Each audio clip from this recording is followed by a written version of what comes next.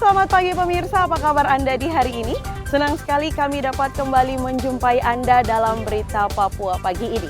Bersama saya Cynthia Delima, sejumlah informasi penting dan menarik telah berhasil dihimpun tim redaksi dan akan kami hadirkan untuk Anda. Berikut 3 di antaranya.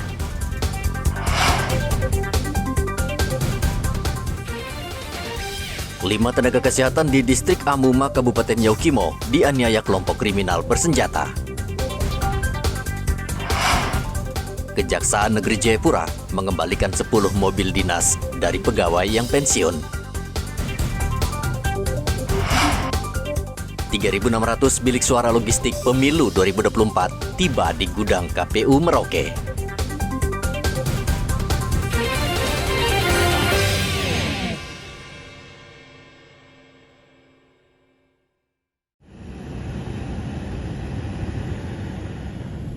Kelompok kriminal bersenjata menyerang 5 orang tenaga Kementerian Kesehatan yang sedang bertugas di Puskesmas Amuma, Kabupaten Yaukimo, Papua Pegunungan.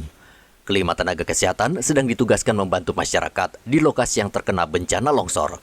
Kelima tenaga kesehatan tersebut adalah Ferdinandus Suen, Andrianus Harapan, Sandi Ransa, Dr. Danur Wiur, dan Angganita Mandoen. Salah satu korban, Angganita, mengatakan KKB sempat mengumpulkan mereka di lapangan terbang sebelum dianiaya. Bantuan yang ini, yang masuk ini tidak terkoordinir juga di sana. Di sana mereka punya ada, tapi yang antar dari sini ke pemerintah ke sana tidak ada penjelasan sama mereka.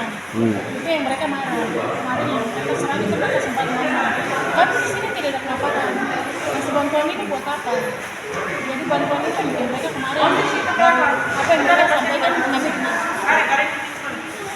tidak ada penjelasan. Dari masyarakat juga tidak ada kelaparan, tuh Pak? Tidak ada, mereka tidak kelaparan. Kekurangan makan. Mereka punya kekurangan karena sibuk yang beberapa makan. Dan kalau sakit pun yang mereka alami itu karena ispa, kedinginan. Kedinginan itu saja yang bikin mereka sakit karena mereka sibuk dengan kelapa, terus dengan suhu yang seperti itu. Mereka kelelahan, itu yang buat. Jadi bukan karena makanan, Bupati Yaukimo Didimus Yahuli langsung ke lokasi kejadian di distrik Amuma dan mengevakuasi kelima nakes di distrik Dekai untuk menjalani perawatan di rumah sakit. Kita sudah mendarat, sudah lihat juga keadaan masyarakat di sana, pada umumnya baik, penganiayaan yang terjadi dan sebagainya, itu juga nanti akan dibicarakan kemudian, tapi pada prinsipnya saya sudah pergi lihat sendiri dan secara batin saya puas. Mereka orang hebat, begitu. Kita ini orang pedalaman tahu mana kebun baru, mana kebun sedang panen, mana kebun yang sedang simpan rumputnya itu supaya pada waktu berikut mereka potong baru ini ubinya isi besar. Jadi sebenarnya sudah normal di sana keadaan. Orang semua datang dari puskesmas lari ke saya, tidak ada orang yang sakit. Tidak ada orang yang jalan ini. Dan ekspresi orang pedalaman, orang kampung, ya seperti mereka adanya begitu. Tidak ada yang berbeda. Dari situ saya punya kesimpulan bahwa Amuma baik-baik saja. 1 dari 5 tenaga kesehatan menderita patah tulang rusuk, sedangkan sisanya mengalami luka cukup berat. Bupati kembali menegaskan tidak ada bencana kelaparan hingga menimbulkan kematian di distrik Amuma. Sebaliknya, 22 orang tewas karena sakit. Hendra melaporkan dari Yaukimo, Papua Pegunungan.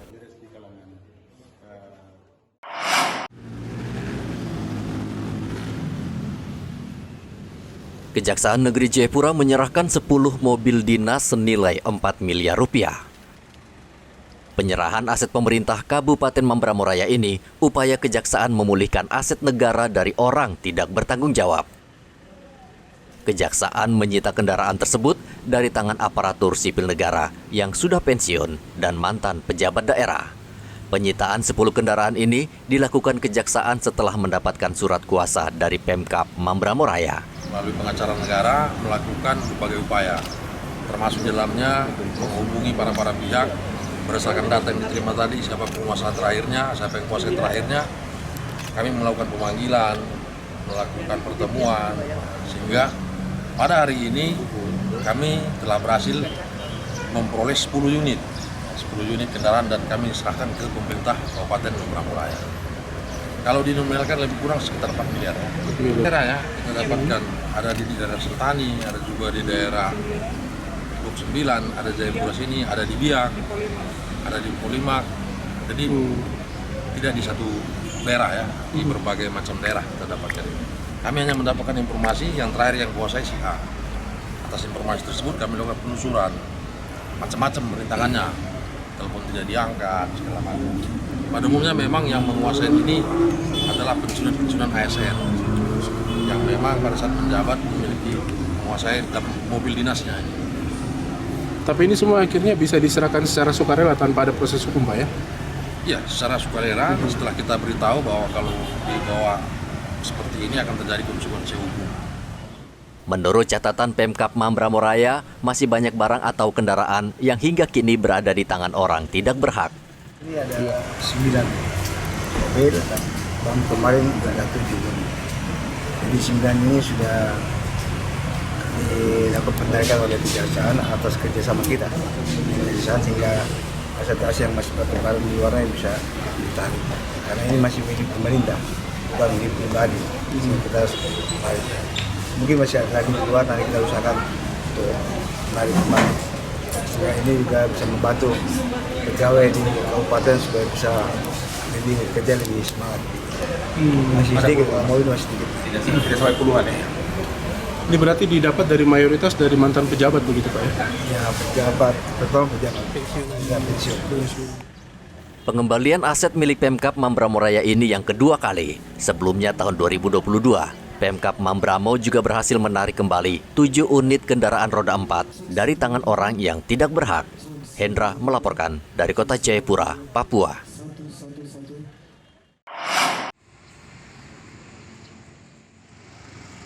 Kasus demam berdarah merebak di Merauke. Dalam bulan Oktober tercatat ada 2 orang yang terdeteksi terjangkit demam berdarah. Kasus demam berdarah menjadi perhatian serius Dinas Kesehatan Merauke karena dikhawatirkan bisa merebak luas. Kepala Dinas Kesehatan Merauke Nevil Muskita menyayangkan keterlambatan laporan kasus DBD dari salah satu fasilitas kesehatan di Merauke. Seharusnya kasus ini bisa dicegah dan cepat ditangani. Kalau DBD sampai saat ini memang ada informasi 1-2 kasus di Vaskes ya. Cuma yang sering kita alami adalah keterlambatan laporan dari Vaskes ke kami ya.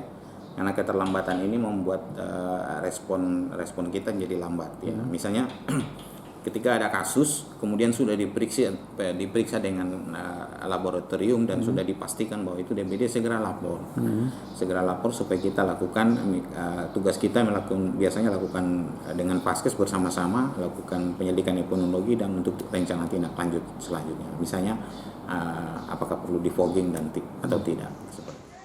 Dinas Kesehatan Merauke meminta warga waspada terhadap demam berdarah, kemudian rajin membersihkan tempat tinggal dan menguras, menutup, ataupun mendaur ulang barang yang tidak terpakai karena bisa menjadi tempat perkembangbiakan nyamuk Aedes aegypti, penyebar virus demam berdarah.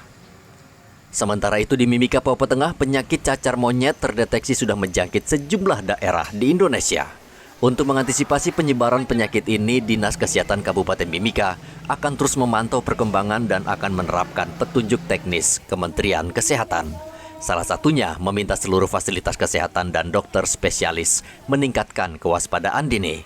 Kepala Dinas juga mengatakan pihaknya akan terus melakukan pemantauan dengan pelaporan data setiap hari walaupun tidak ada kasus.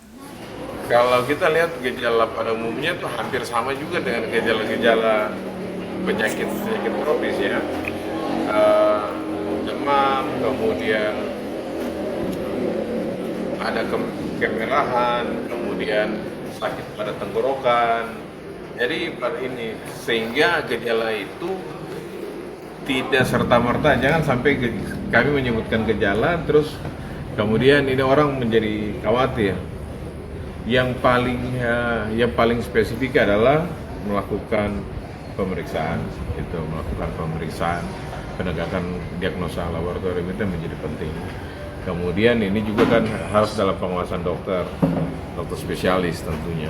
Sebenarnya karena mobilisasi penduduk sekarang itu meningkat, kemudian akhirnya juga masalah-masalah sosial termasuk masalah kesehatan. kita melaksanakan perilaku hidup bersih sehat saja itu sudah bagus. Penyakit cacar monyet atau monkeypox merupakan penyakit yang diakibatkan oleh virus yang ditularkan binatang. Penyakit ini bisa menular dari daging yang dikonsumsi tidak matang, kontak langsung dengan penderita atau hewan yang terinfeksi, melalui hubungan seks, hingga menular melalui benda yang disentuh penderita. Setelah 21 hari, penyakit ini biasanya akan sembuh dengan sendirinya. Muhammad Ridwan dan Igo Batmomolin melaporkan dari Merauke dan Mimika. 10 kepada Balai Besar POM di Jayapura. Balai Besar Pengawasan Obat dan Makanan atau BPOM Jayapura menanam 300 pohon bakau di kawasan Jembatan Yotefa, Kota Jayapura, Papua. Penanaman bakau ini merupakan program BPOM yang serentak berlangsung di seluruh Indonesia. Program ini bertujuan menurunkan emisi karbon dioksida hingga ke titik nol. Kepala BPOM Jayapura Hermanto mengatakan gerakan serentak menanam mangrove selain mengurangi emisi karbon dioksida juga akan mendukung pengembangan ekowisata agar bisa meningkatkan perekonomian daerah. Kepedulian Badan POM ya terkait dengan lingkungan. Makanya penanaman mangrove, karena penanaman mangrove selain menyerap emisi karbon juga mencegah abrasi pantai, juga sebagai tempat untuk budidaya ya, berkembangnya biota laut, dan itu akan meningkatkan perekonomian masyarakat sekitar dan juga tempat wisata. Jadi dengan bekerja sama dengan masyarakat, kami sangat berharap bersama-sama kita menjaga kelestarian lingkungan, salah satunya dengan penanaman mangrove. Dan juga kami mendapatkan informasi bahwa mangrove ini juga telah memberikan nilai tambah ekonomi, karena dari buah mangrove juga bisa dibuat sirup ya, ada yang buat nugget dengan hasil lautnya ya, dan yang lain-lain. Itu bisa dimanfaatkan meningkatkan perekonomian dan masyarakat akan terus menjaga, karena itu kita sama-sama menjaga kelestarian lingkungan. Aktivis lingkungan penerima Kalpataru Petronella Meroje berharap dengan penanaman mangrove ini akan menyadarkan masyarakat tentang pentingnya menjaga lingkungan hidup. Saya bangga dan senang karena saya punya teman semakin banyak yang sama-sama dengan saya untuk melakukan penanaman mangrove ini.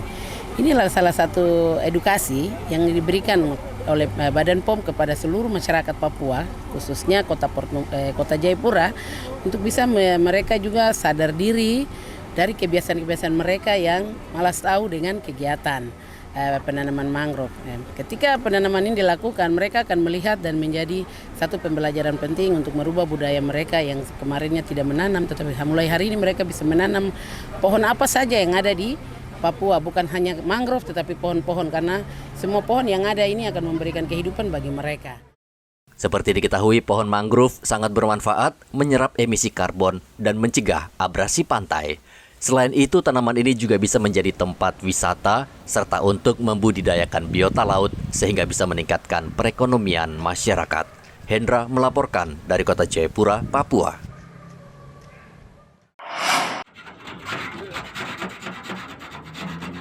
Setelah kotak suara, kini menyusul bilik suara tiba di Merauke.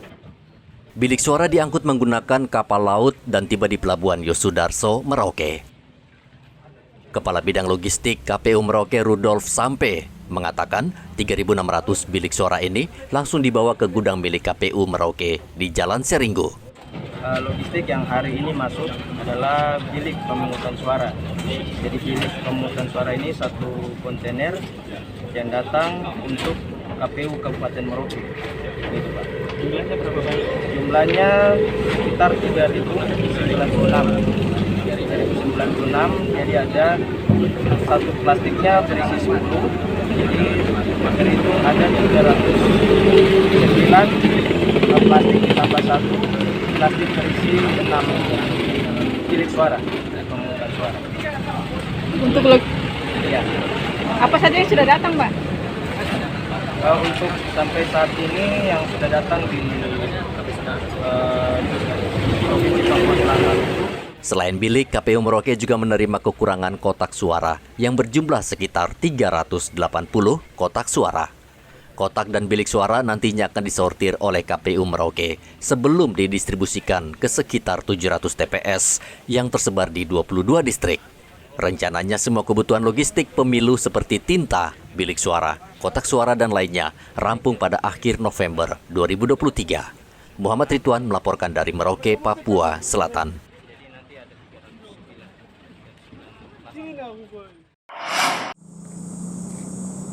Bacalek dan partai politik semakin gencar melakukan kampanye terselubung untuk mencari dukungan. Tidak jarang berbagai cara dilakukan dan berpotensi menuai keributan. Bupati Merauke Romanus Baraka meminta peserta pemilu dan masyarakat agar menjaga persatuan dan menciptakan suasana harmonis sehingga pemilihan umum berjalan aman dan sukses. Orang Merauke itu hebat menjaga persaudaraan. Mari kita jadi saudara satu dengan yang lain. Pilihan boleh berbeda. Masing-masing partai boleh jalan sendiri-sendiri untuk bagaimana menggolkan calon anggota DPR-nya, bahkan besok mungkin sampai kepada pemilihan presiden. Tapi tetap Merauke ini yang sudah kita jahit dalam satu kata, satu tekad, isakut dekai, isakut kai. Kita jaga negeri ini tetap damai. Warga juga diminta terlibat dalam mensukseskan pemilu Februari nanti. Muhammad Ridwan melaporkan dari Merauke, Papua Selatan.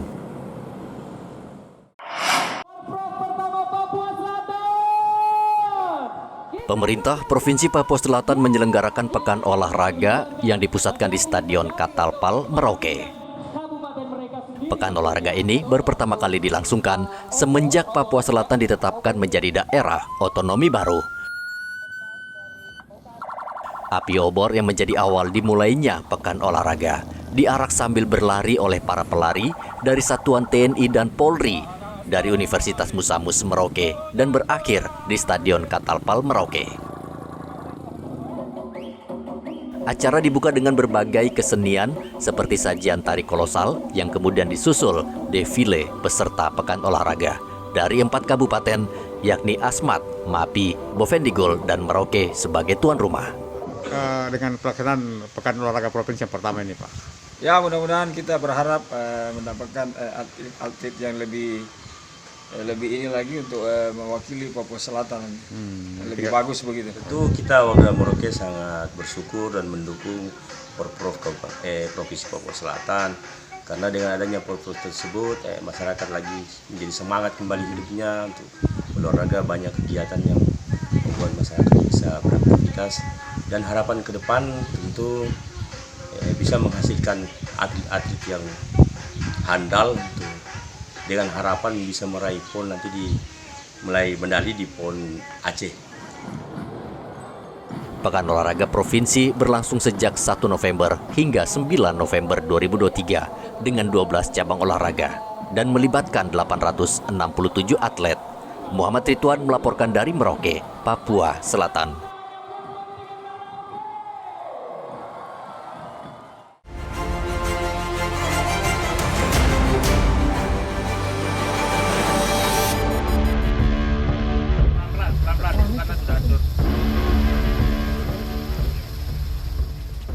Aparat gabungan TNI Polri kembali menemukan 6 jenazah korban pembantaian kelompok kriminal bersenjata di kali di distrik Seredala, Kabupaten Yaukimo, Provinsi Papua Pegunungan.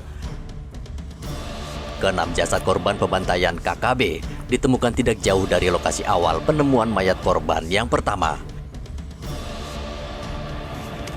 Jasad kemudian dievakuasi ke RSUD DKI Yaukimo untuk proses identifikasi dan diserahkan ke pihak keluarga untuk dimakamkan.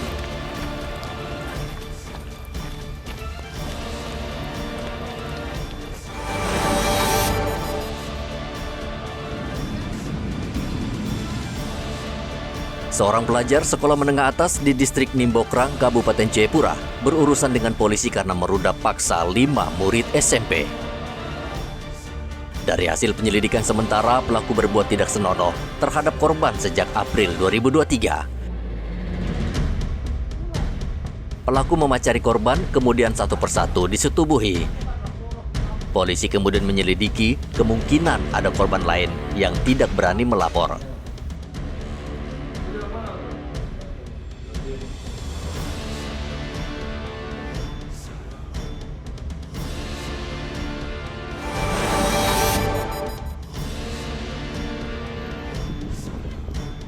Aparat keamanan berusaha menenangkan massa yang marah dan memalang Jalan Yosudarso Mimika, Papua Tengah, serta membakar ban bekas. Kemarahan sekelompok warga dipicu kematian seorang pemuda bernama Yosep yang tubuhnya tergeletak di Jalan Busiri, Mimika. Keluarga korban tidak terima kematian Yosep. Mereka menuntut aparat menangkap pelaku yang diduga membunuh Yosep. Polisi akhirnya membubarkan massa serta membuka jalan agar lalu lintas lancar.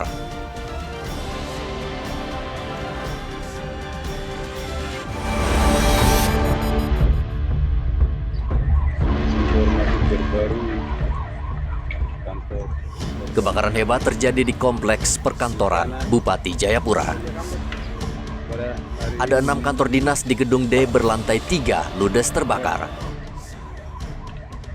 Api pertama terlihat dari lantai 3, namun karena tidak cepat dipadamkan, akhirnya merembet ke lantai 1. Untuk memadamkan api, 1 mobil pemadam kebakaran dan 1 unit water cannon milik Polres Jayapura dikerahkan ke lokasi untuk memadamkan api. Kurang lebih 2 jam kemudian, api berhasil dipadamkan.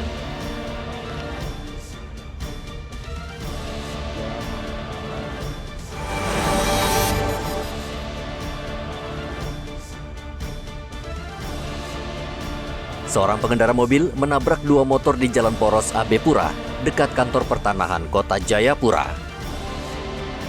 Diduga pengemudi minibus mabuk minuman keras saat memacu kendaraan dengan kecepatan tinggi dari Jalan Ring Road menuju Jalan Pasar Otonom. Saat tiba di pertigaan kantor pertanahan Kota Jayapura, mobil hilang kendali, lalu menabrak 2 pengendara sepeda motor dari arah belakang. Kedua pengendara sepeda motor ini langsung dibawa ke rumah sakit, namun nyawanya tidak tertolong.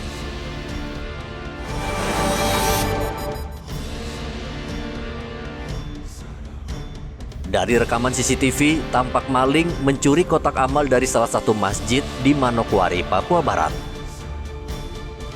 Pelaku seorang diri naik ke lantai 2, kemudian masuk melalui lubang angin dan turun melalui tiang masjid.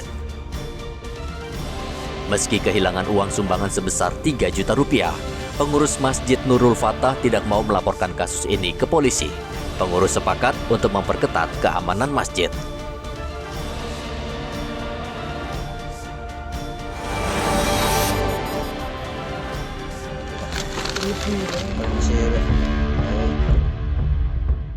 Seorang warga di Kabupaten Teluk Bintuni, Papua Barat diterkam buaya di Sungai Kremi. Usai 2 hari pencarian, mayat korban ditemukan dalam kondisi tidak utuh oleh tim SAR gabungan. Korban saat itu sedang mencari ikan di Sungai Kremi dengan menggunakan tangkapan jaring. Namun tiba-tiba buaya menerkam dan memangsa korban.